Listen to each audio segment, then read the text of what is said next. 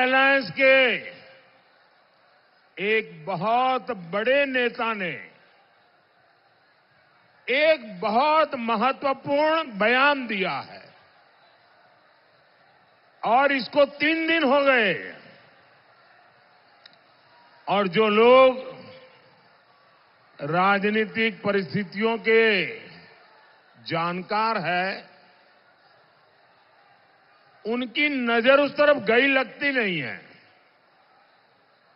मेरे हिसाब से उनका ये बयान बहुत ही सोचा समझा बयान है और बहुत ही निराशा में से पैदा हुआ बयान है। एक बड़े नेता ने कहा है कि इंडिया अलायंस के साथ जुड़ी हुई जो क्षेत्रीय पार्टियां हैं उन्होंने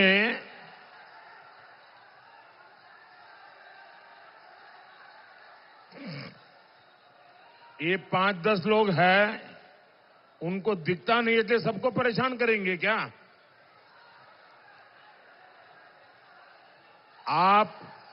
आप मुझे देख नहीं पाते हैं, संख्या बहुत है, मैं आपकी क्षमा मांगता हूं, लेकिन कृपा करके मेरी आवाज सुन लीजिए।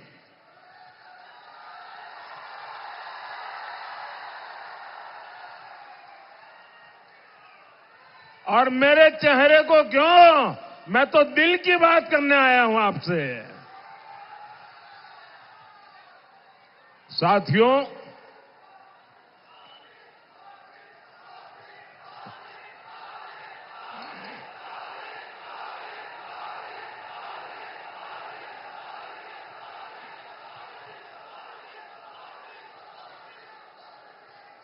मैं बड़ी महत्वपूर्ण बात बता रहा हूं और मैं पक्का मानता हूं देश भर के लोग अगर टीवी पे मुझे अभी देखते होंगे, सुनते होंगे तो जरूर उनका भी ध्यान जाएगा।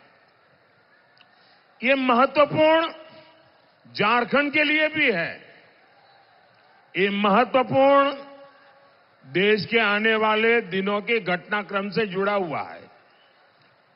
कांग्रेस जो इंडिया अलायंस चल रहा है उस इंडिया अलायंस के एक बहुत बड़े नेता ने उन्होंने कहा है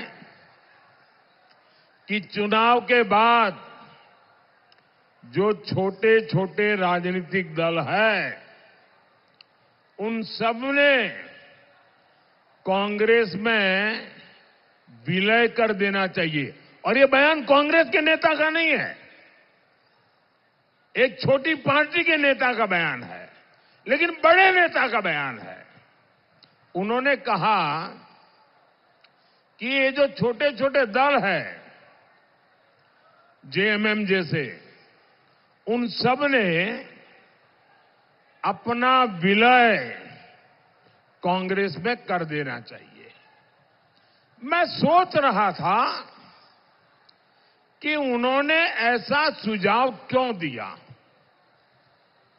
उनके मन में इतनी हताशा, इतनी निराशा घर कर गई है कि 4 जून के बाद अपनी पार्टी का अस्तित्व मिटाकर कुछ दिन गुजारा करने के लिए वो सोच रहे हैं। वो क्षेत्रीय पार्टियों का जो भी इंडिया अलायंस की साथी है उनका अस्तित्व खत्म कर देना चाहते हैं। और सोचने के बाद और पिछले 3 चरण के मतदानों के रुझान के बाद मुझे बराबर समझ आया कि उन्होंने ऐसा क्यों कहा है। क्योंकि उनके मन में पक्का हो गया है कि कांग्रेस और उसके साथी सब मिलाकर के भी मान्य विपक्ष को जितनी सीटें चाहिए, ऑपोजिशन को जितनी सीटें चाहिए, जो 10% होती है, यानी करीब करीब 50 के ऊपर थोड़ी, लेकिन उनको लग रहा है इतनी भी नहीं आएगी। और अगर विलय कर देंगे तो फिर हमारे पूरे समूह को हो सकता है मान्य विपक्ष के रूप में मान्यता मिल जाए। आप देखिए, देश की जनता ने ये तिकड़म लड़ाने वालों को कैसा सबक सिखाया है।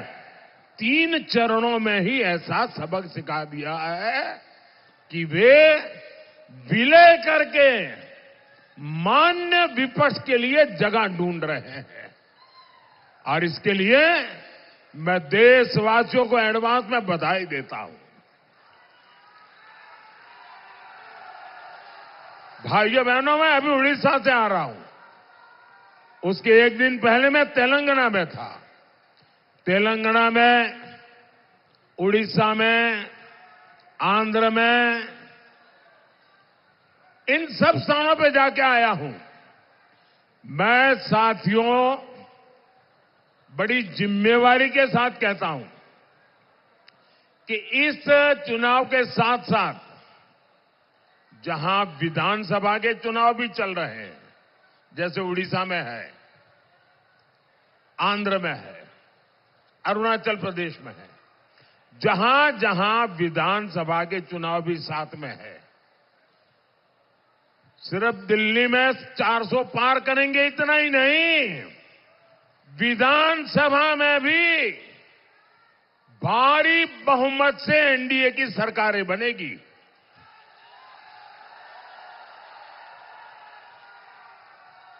और ये शहजादे को, उनकी पार्टी को, उनकी उम्र से भी कम सीटें मिलने वाली हैं।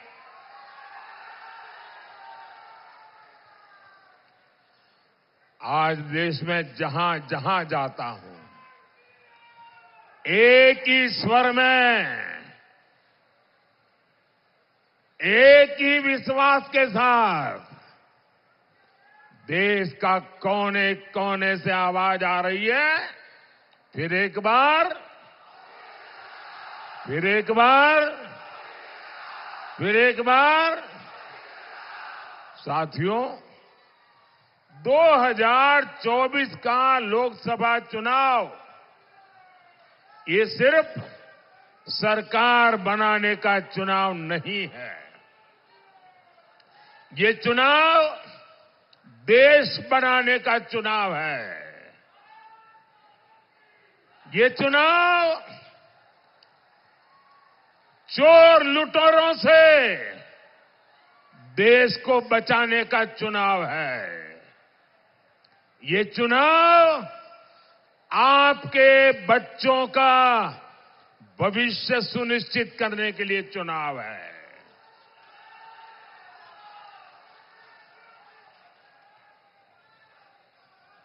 आप तो जानते हैं ना, वो कौन लोग हैं जिससे देश को बचाना बहुत जरूरी है।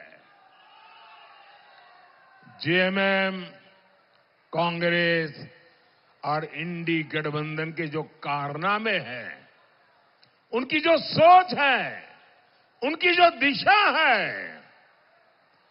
देश को बचाना समय की सबसे बड़ी मांग है। आपने देखा कैसे जेएमएम और कांग्रेस के ठिकानों से नोटों के पहाड़ निकल रहे हैं, नोटों के पहाड़।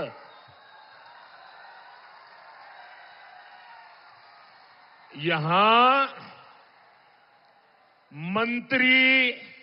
मंत्री का पीए का भी नौकर,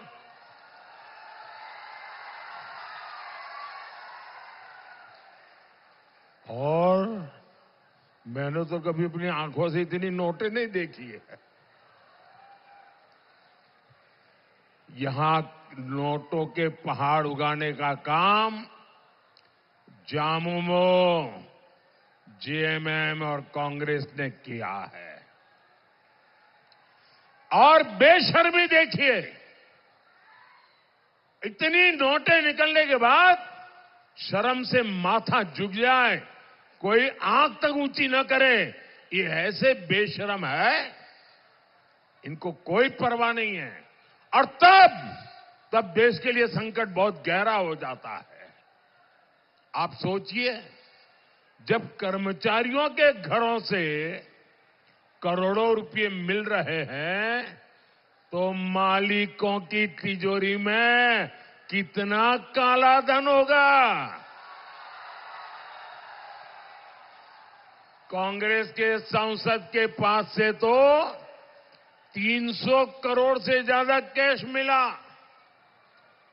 अरे नोट गिनने वाली मशीनें गिनते गिनते खराब हो गई, मशीनें हांफने लग गई।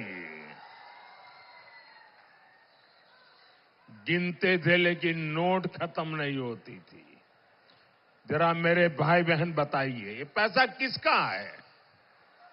ये पैसा किसका है? ये पैसा किसका है? ये पैसा किसका है?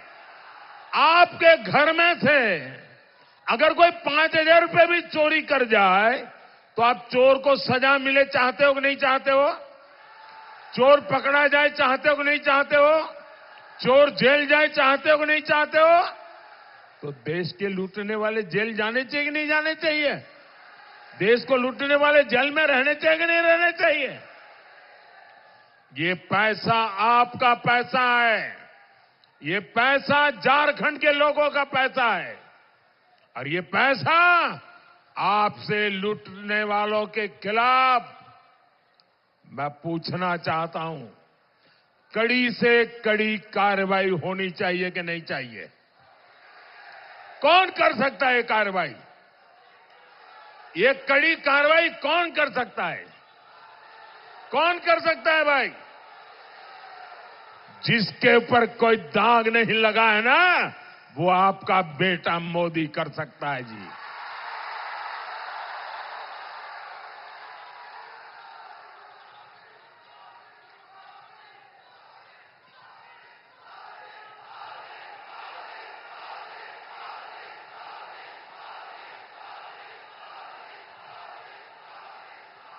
साथियों,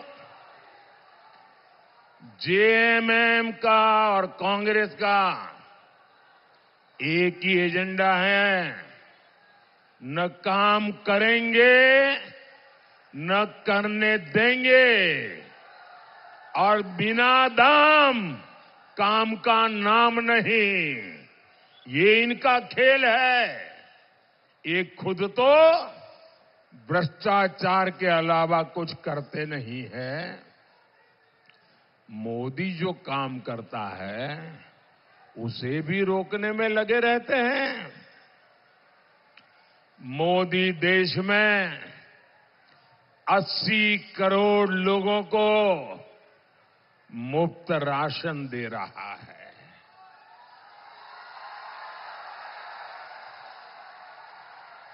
साथियों, मैं गरीब परिवार में पैदा हुआ हूं। मैंने गरीबी देखी है। भूख क्या होती है वो मैं अनुभव करके निकला हूं। और इसलिए मैं नहीं चाहता हूं कि मेरे देश का कोई बच्चा भूखा सो जाए। इसलिए मैं चाहता हूं कि मेरे देश के गरीब के घर का चूल्हा जलता रहना चाहिए। और इसलिए केंद्र सरकार 80 करोड़ लोगों को मुफ्त राशन का पूरा खर्च उठाती है। लेकिन झारखंड में इन लोगों ने राशन बांटने की व्यवस्था तबाह करके रख दी है। ये चाहते हैं मोदी का भेजा राशन आपको मिले ही नहीं।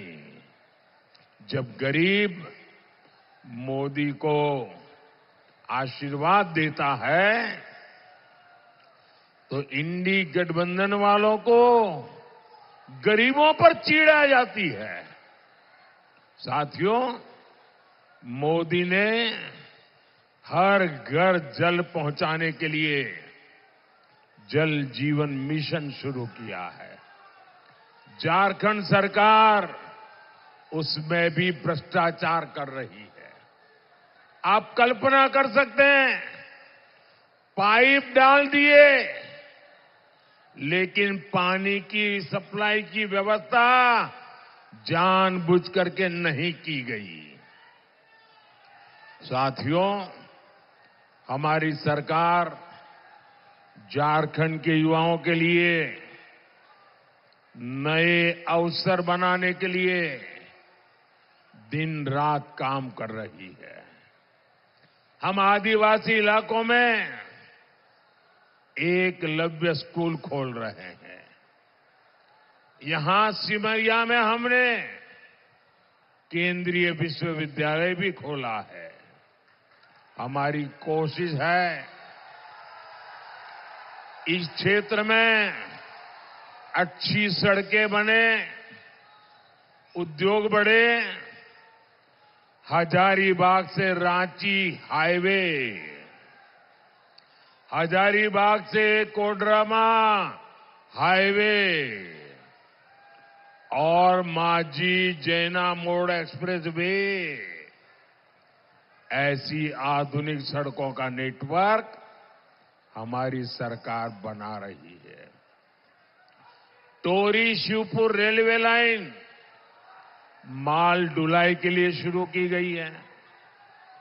यहां जो एनटीपीसी का प्लांट शुरू हुआ है, उसकी नींव भी अटल जी की सरकार ने रखी थी। इस प्लांट का लोकार्पण भी हमारी सरकार ने किया।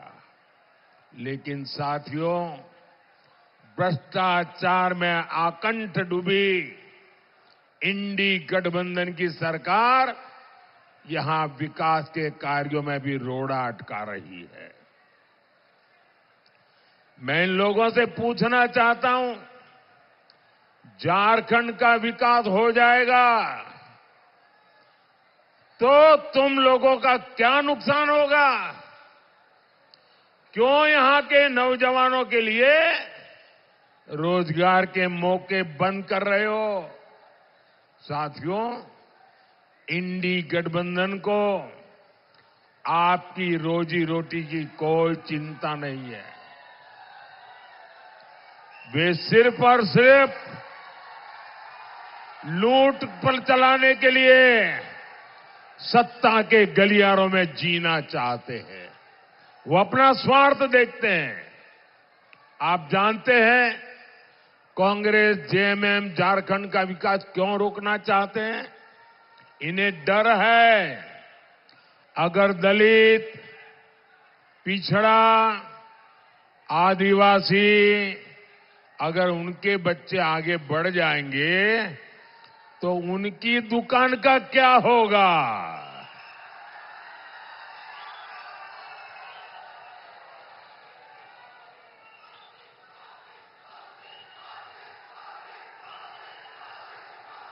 एक तरफ मोदी है जो स्थानीय भाषाओं में डॉक्टरी की, इंजीनियरिंग की पढ़ाई शुरू करवा रहा है।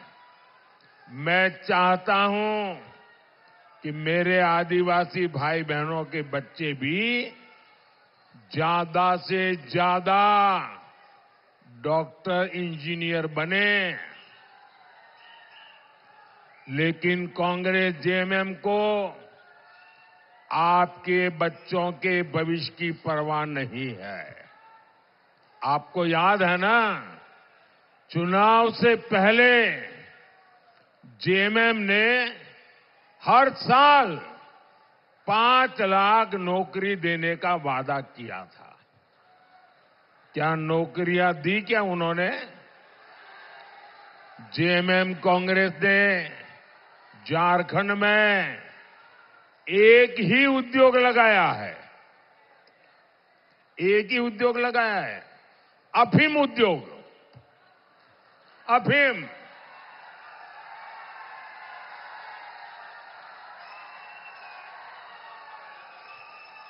ये अफीम किसका भला करेगा भाई? ये आपकी आने वाली पीढ़ियों को बर्बाद करेगा कि नहीं करेगा? ये काला कारोबार सरकार के संरक्षण में चल रहा है। ये आपके बच्चों को नशे के दलदल में फेंकना चाहते हैं। साथियों, कांग्रेस और उसके साथियों को आपकी भावनाओं की जरा भी परवाह नहीं है। 500 साल के इंतजार के बाद, 500 साल के इंतजार के बाद अयोध्या में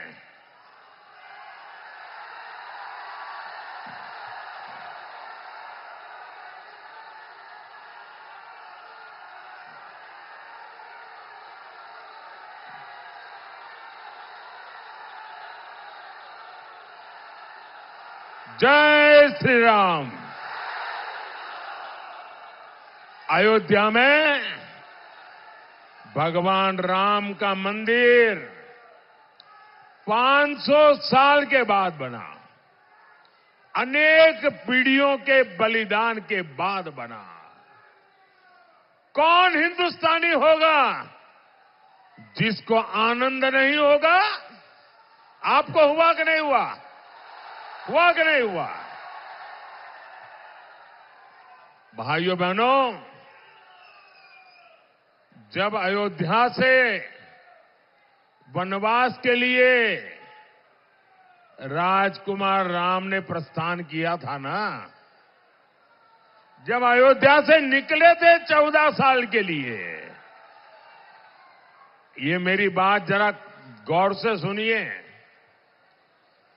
जब अयोध्या से निकले थे राम जी, तब तो वो अयोध्या के राजकुमार थे, लेकिन 14 साल वनवास के बाद वापिस आए तो मर्यादा पुरुषोत्तम राम बन गए थे। अब जरा सोचो, ये राजकुमार राम मर्यादा पुरुषोत्तम राम कैसे बने? वे 14 साल आदिवासियों के बीच में रहे थे। ये आदिवासियों ने अयोध्या के राजकुमार को प्रभु राम बना दिया था, मर्यादा पुरुषोत्तम राम बना दिया था। हम प्रभु राम की भक्ति करते हैं क्योंकि ये मेरे आदिवासियों के संघ ने राजकुमार राम को मर्यादा पुरुषोत्तम राम बना दिया था। और इसलिए हम राम की तो पूजा करते हैं, लेकिन राम को प्रभु राम बनाने वाले आदिवासियों की भी पूजा करते हैं। लेकिन साथियों, कांग्रेस जामुमो और उसके सहयोगियों को आदिवासियों का हित, उनका गौरव बर्दाश्त नहीं होता। भारतीय जनता पार्टी ने एक आदिवासी बेटी को देश की राष्ट्रपति बनाया। द्रौपदी मुर्मू जी आपके यहां गवर्नर रह चुकी है, आप उनको भलीभांति जानते हैं।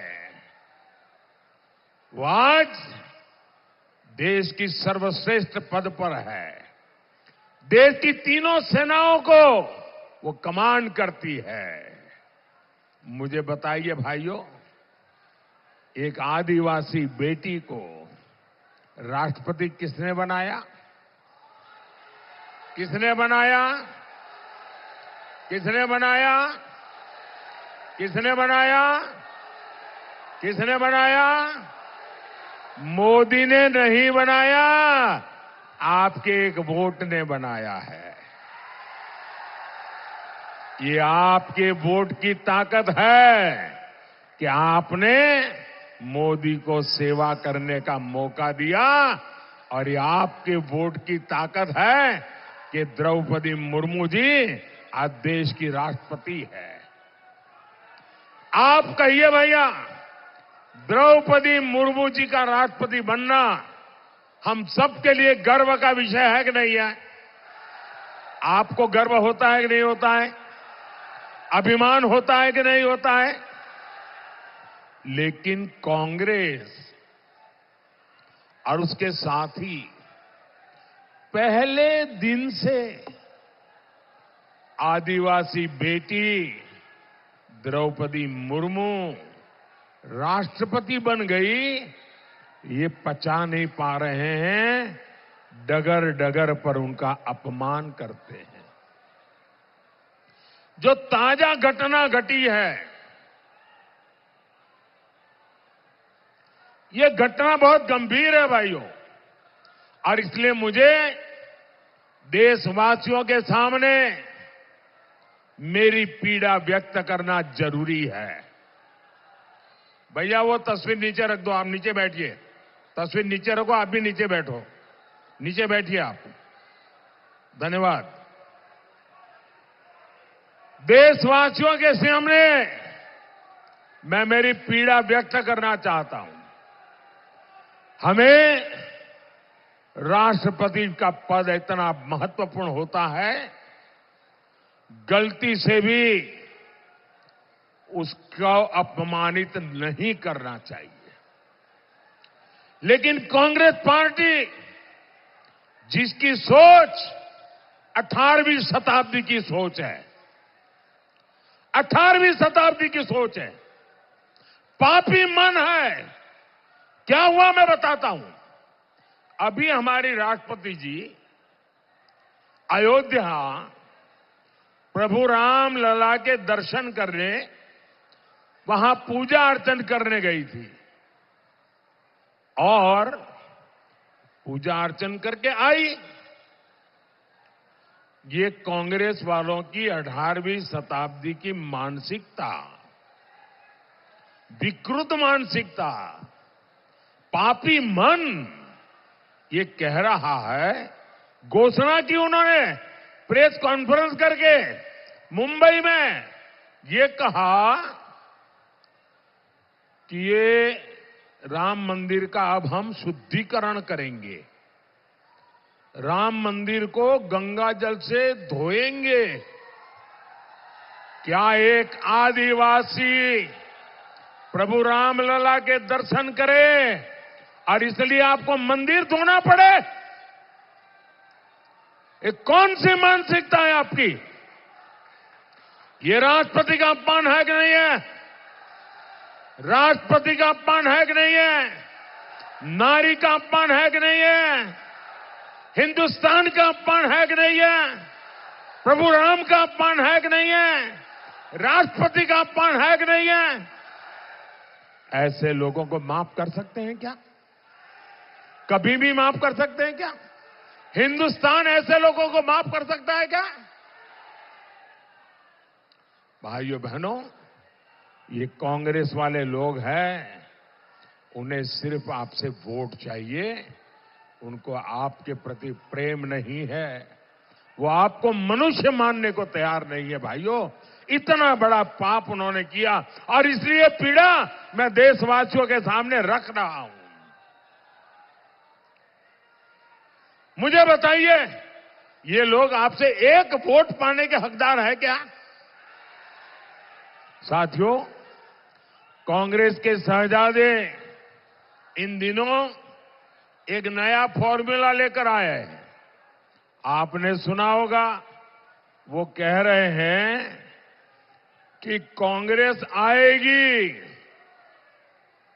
तो आपकी संपत्ति की जांच करवाएगी, एक्सरे करेंगे, एक्सरे,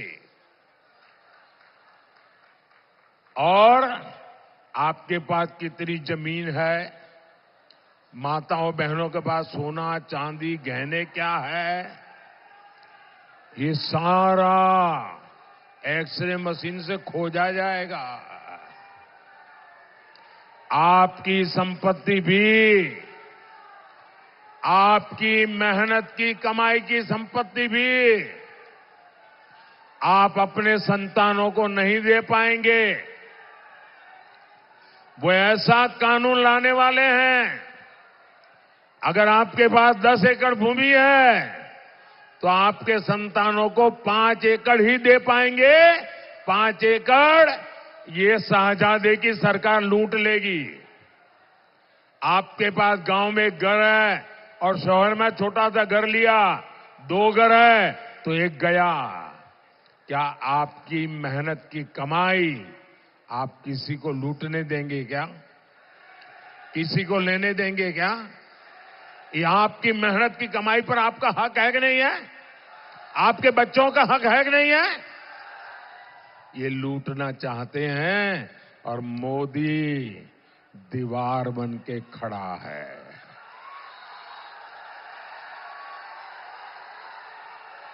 अच्छा, वो लूट करके क्या करने वाले हैं? वो लूट करके उनकी वोट बैंक, आपको मालूम है उनकी वोट बैंक कौन है? ये सारी संपत्ति उनको बांट देंगे। भाइयों बहनों, ये संपत्ति पर पहला अधिकार किसका? तो डॉक्टर मनमोहन सिंह जी ने कहा था कि इस देश की संपत्ति पर पहला अधिकार मुसलमानों का है। मतलब ये सारी संपत्ति मुसलमानों को देने का वो निर्णय कर करके चल रहे हैं। भाइयों,